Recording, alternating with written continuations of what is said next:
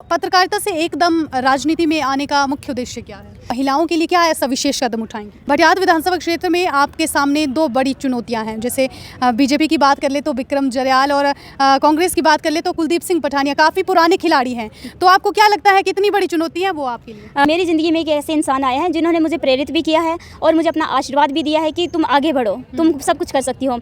लेकिन उस शख्स का मैं नाम नहीं लेना चाहती हूँ। वक्त आने पर मैं बता दूंगी कि मुझे किसने प्रेरित किया है। नमस्कार दर्शकों, स्वागत है आपका द हिमाचल न्यूज़ में और मैं हूं आंचल मोंगिया। दर्शकों, जैसा कि हम सभी जानते हैं कि हिमाचल प्रदेश में विधानसभा चुनाव होने जा रहे हैं। ऐसे में जितने भी प्रत्याशी हैं सभी ने नामांकन भर दिया है। आज मैं आपको मिलवाऊंगी भटियात विधानसभा क्षेत्र से संबंध रखने वाली अमृता चौधरी। आपकी जानकारी के लिए बता दूं कि हिंदू समाज पार्टी से ये चुनाव लड़ रही है और भटियात विधानसभा क्षेत्र से ये एमएलए की प्रत्याशी है और नामांकन इन्होंने भरवा दिया है और चुनाव चिन्ह भी इन्हें मिल गया है। आइए इनसे बातचीत करते हैं, वहाँ से चुनाव लड़ रही है, क्या क्या इनके मुद्दे रहेंगे, किस तरह से ये कार्य करेंगी। सबसे पहले तो आपको इनके परिचय से रूबरू करवा देते हैं। बहुत बहुत स्वागत है आपका। नमस्कार, जय श्री राम। बहुत बहुत स्वागत है आंचल जी आपका भी। मैम, हम चाहते हैं कि दर्शकों को आप अपने बारे में बता दीजिए।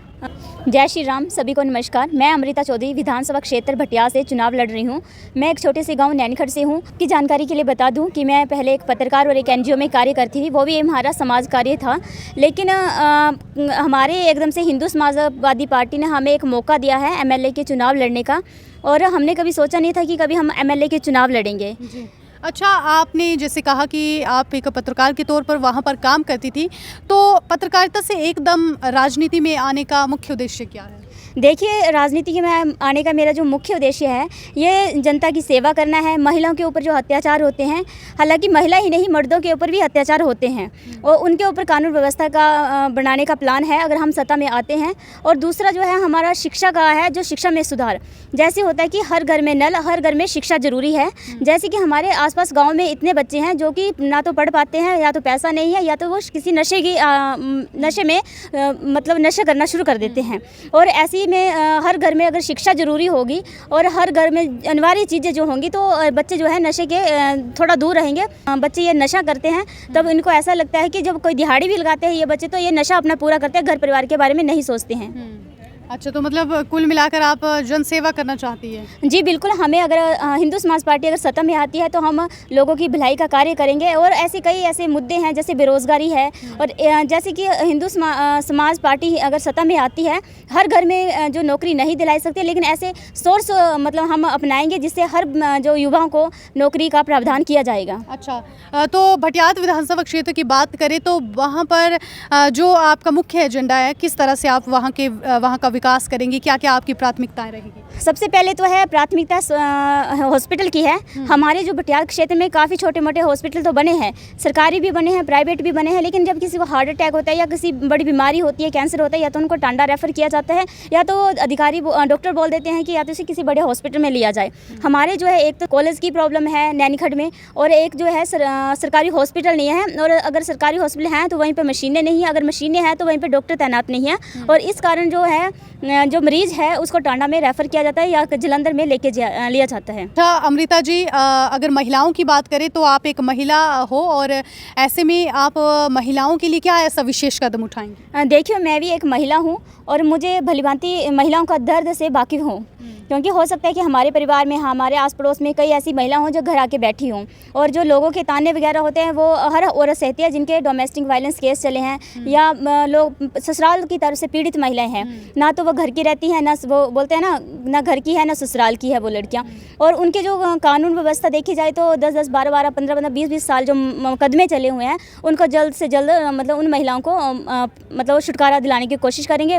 रही बात मर्दों की, यहाँ पे महिला की बात करके हम समाप्त नहीं होंगे। हालांकि मर्द भी कुछ ऐसे हैं जो महिलाओं की तरफ से प्रताड़ित किए जाते हैं, और उन मर्दों के लिए तो कानून भी बनाया जाएगा और उनके लिए भी एक संशोधन का मतलब तैयार किया जाएगा कि मर्दों की भी सेफ्टी हो। हालांकि महिलाओं के हित में हम कार्य नहीं करेंगे, हम पुरुष और महिला दोनों के हित में कार्य करेंगे।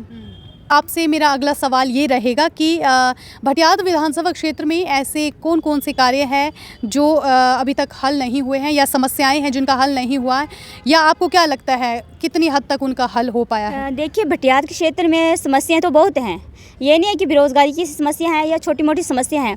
जैसे उज्ज्वल योजना है, मोदी सरकार ने उज्ज्वल योजना का तो ऐलान किया है और कुछ लोगों को वो उज्ज्वल योजना का लाभ भी मिला है, लेकिन बहुत से ऐसे लोग हैं जिनको उज्ज्वल योजना का लाभ नहीं मिला है। मिला तो उनको लाभ है जो प्रधान के चहेते हैं। और बात करते हैं पानी बिजली की, और पानी की भी बहुत समस्या है हमारे बटियात क्षेत्र में। जानकारी के लिए बता दूं, अभी हमारे मोदी सरकार की जो स्कीम चली थी हर घर नल, और उसमें जो पाइपें दी गई हैं, मैं सीधा साफ स्पष्ट रूप से कहना चाहती हूँ, बहुत से ऐसे घरों में दोबारा से कनेक्शन दिए गए हैं, हालांकि पहले से एक कनेक्शन थे और वो भी चहितों को ही कनेक्शन दिए गए हैं। और पानी की तो समस्या, एक घर में 4-4 नलके लगे हुए हैं लेकिन पानी फिर भी नहीं आता है। और दूसरी समस्या है बिजली की।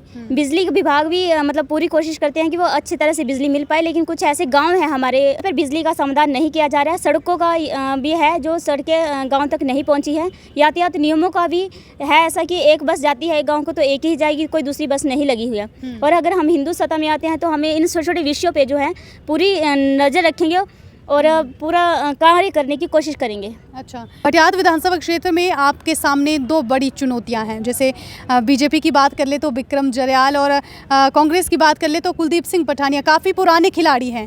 तो आपको क्या लगता है कितनी बड़ी चुनौती है वो आपके लिए? जी बिल्कुल, चुनौतियां तो मेरे आगे बहुत बड़ी हैं। जैसे कि मैंने पहले भी कहा है कि मेरा इनसे कोई मुकाबला नहीं है। हार जीत की जो बात है वो बाद की बात है। मेरे लिए एक चुनाव में लड़ना बहुत ही बड़ा कार्य है, बहुत ही मतलब खुशी की बात है। हम ये नहीं कहते कि हम ही सत्ता में आएंगे, और ना ही हमें किसी से कोई गिला शिकवा है या हम किसी का विरोध करते हैं। पार्टी तो पार्टी होती है, लेकिन हमारा जो मुद्दा है, हम जनता के हित में कार्य करेंगे।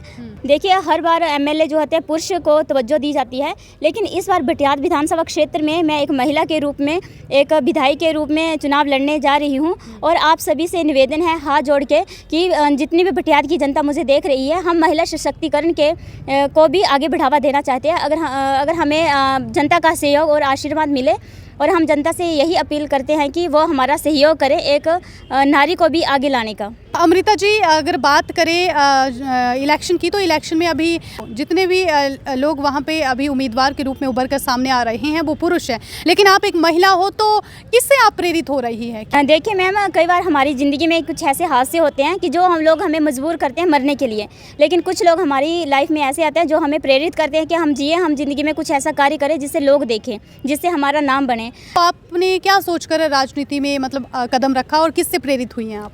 देखिए, मैंने सोचा तो कभी नहीं था कि मुझे एमएलए की टिकट मिलेगी, लेकिन यही बहुत बड़ी बात है कि छोटे सी गांव की लड़कियों को एक एमएलए में चुनाव लड़ने का मौका मिला है। रही प्रेरित करने की बात, मेरी ज़िंदगी में एक ऐसे इंसान आए हैं जिन्होंने मुझे प्रेरित भी किया है और मुझे अपना आशीर्वाद भी दिया है कि तुम आगे बढ़ो, तुम सब कुछ कर सकती हो।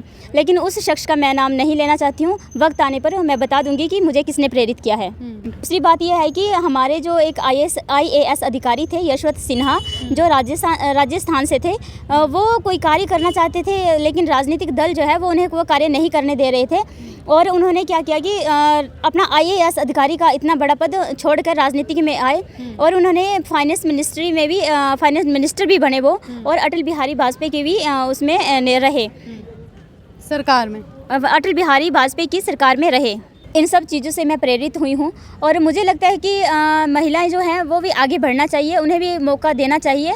और जैसे कि मैं भी एक महिला हूँ, अगर हम बटियात की जनता से अपील करती हूँ हाथ जोड़ के, हर बार पुरुषों को उम्मीदवार बनने का मौका दिया जाता है। मैं एक लड़की हूँ, एक महिला हूँ, आप मुझे भी सपोर्ट करें और वोट करें, और आप अपनी बेटी को आशीर्वाद बनाए रखें। आपने नामांकन भर दिया है तो चुनाव चिन्ह भी मिल गया होगा? जी बिल्कुल, हमने 25 तारीख को अपना नामांकन भर दिया था, और हमारा जो चुनाव चिन्ह है वो केक है। केक है आपका चुनाव चिन्ह? तो मतलब पूरे भटियात वासियों को आप केक खिलाएंगे अब? देखिए, ये तो भगवान की मर्जी है कि केक हम खिलाएंगे या कोई और खिलाएगा। ये तो हार जीत का मामला है, ये तो जिसके भाग्य में तय किया होगा जीत उसके मिल ही जाएगी। लेकिन हमारी एक छोटी सी कोशिश है कि हम भी पार्टिसिपेट इस उम्मीदवार चुनाव में करें। भटियात वासियों से हाथ जोड़ के विनती करते हैं, 4 पुरुषों में से एक महिला उम्मीदवार मैं ही हूँ, और हमारा जो चिन्ह है वो केक है। और आम जनता से और भटियात की पूरी जनता से हम हाथ निवेदन करके प्रार्थना करते हैं कि हमें केक के ऊपर ही मोहर लगाएं और केक को ही जताएं। और हम आपसे एक माफ़ी चाहते हैं कि हमें जो टाइम मिला है वो बहुत ही कम टाइम मिला है। लोगों के प्रचार हो रहे हैं, रैलियाँ हो रही हैं, ना तो मेरा इतना अच्छा प्रचार हुआ है और ना ही इतनी रैलियाँ निकली हैं। 10 दिन का टाइम है, कभी मैं ऑफिसों में भाग रही हूँ, कभी मैं फील्ड में जा रही हूँ, तो मुझे बहुत ही ज़्यादा दिक्कत आ रही है। 10 दिन में मैं करने को तो बहुत कुछ कर सकती हूँ, लेकिन हमारा जो बजट है वो भी बहुत कम, आया ही नहीं है हमारे पास। तो ये जो चुनाव जो लड़ रही हूँ मैं अपने बेस पे लड़ रही हूँ। मैं समस्त जनता से प्रार्थना करती हूँ कि जिन जिन लोगों के घर में मैं पहुँच नहीं सकती हूँ वो वीडियो के माध्यम से मुझे देखें और मुझे वोट दें। एक बेटी को, एक महिला को आगे बढ़ाने का मौका ज़रूर दें। इस बार एक महिला को देखें कि वो महिला बटियात के क्षेत्र में कितना कार्य करती है और कितना ईमानदारी से करती हैं।